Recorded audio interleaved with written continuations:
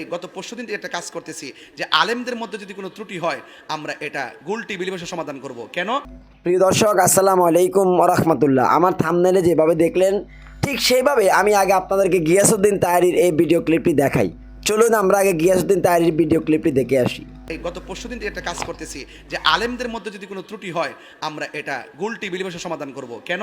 এটা আমি সিদ্ধান্ত নিয়েছি, কারণ আমরা আলেম একজন আরেকজনকে ভুল ধরি, তখন ফেসবুকের ভিতরে আমার পক্ষে একদল বাইরো, ওনার পক্ষে আরেক দল বাইরো, বাইরিয়া শেষ পর্যন্ত এমন একটা ফেসবুকে কাদা চোরাচুরি হয়, শেষ পর্যন্ত আমার কেল্লা নিয়ে নায়কের মাথাত লাগাই দেয়, আরেকজন নিয়ে আরেকজনের কেল্লা নিয়ে আরেকজনে লাগাই দেয় যে একটা নাচানাচি ঠেলাঠেলি ইউটিউবাররা ইনকামের দান্দা করে, লাস্টে আমরা বান্দা ফুরি, দিন শেষে ইসলামের ক্ষতি হয়। কথা কন ঠিক না বেটি?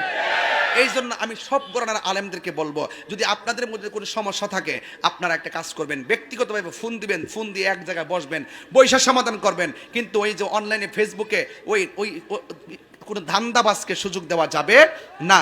এমনি তো অনেক শত্রু আছে কি না বলেন? এরপরে প্রিয় দর্শক, আপনারা তাহেরীর বক্তব্যটা শুনলেন। এখন আমার প্রশ্ন হলো, তাহেরী এখন কেন বুঝলেন?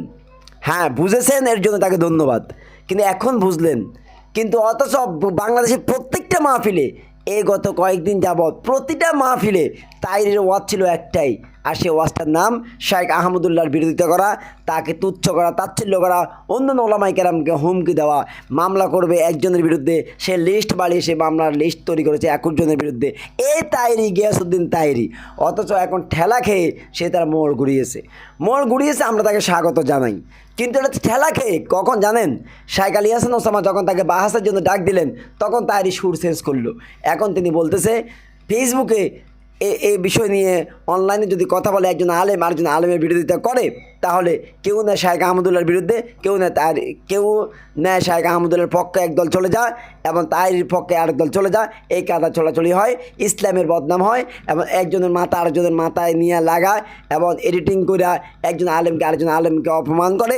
এইভাবে তাহেরী যে কথাগুলো বললেন আপনি এখন বুঝলেন, অথচ আপনার তো বোঝা উচিত ছিল বহুত আগে। শাইখ আহমদুল্লাহ তো নবীর বিরুদ্ধে না, আপনি তো তাকে নবীর বিরুদ্ধে দান করে দিলেন। নাউজুবিল্লাহ, আপনি তো শাইখ আহমদুল্লাহকে নবীর বিরোধিতা দান করে দিলেন। আপনি তো তার কাছে ক্ষমা চাওয়া উচিত। তিনি তো নবীর বিরুদ্ধে বলেন নাই, তিনি যেটা বলেছেন এটা সত্য। আল্লাহ নবী সাল্লাল্লাহু আলাইহি সাল্লাম নবী হবেন, এটা আল্লাহর সিদ্ধান্ত, নিঃসন্দেহে তিনি বিশ্ব নবী হবেন। এটা কি কেউ অস্বীকার করেছেন? কিন্তু তিনি নবুয়ত পেয়েছেন, নবুয়ত প্রকাশ পেয়েছে এবং 40 বছর পরে এরপরে তিনি নবী। এর আগে তো তাকে আরবের লোকেরা অথবা তিনিও তাকে এভাবে নবী হিসাবে পরিচিতি করেন নাই, এই যে নবী হিসাবে প্রকাশ করেন নাই, বরং তিনি হিলফুল ফুজুল সংগঠন তৈরি করেছেন, চেষ্টা করেছেন মানুষগুলোকে সঠিক পথে আনার জন্য, পারেন নাই। কোরআন যখন এসেছে তখন তিনি এই কোরআনের মাধ্যমে গোটা সমাজকে পরিবর্তন করে দিয়েছে। শাইখ আহমদুল্লাহ এই কথাগুলো কি ভুল বলেছেন? তিনি কি নবীর বিরুদ্ধে কথা বলেছেন?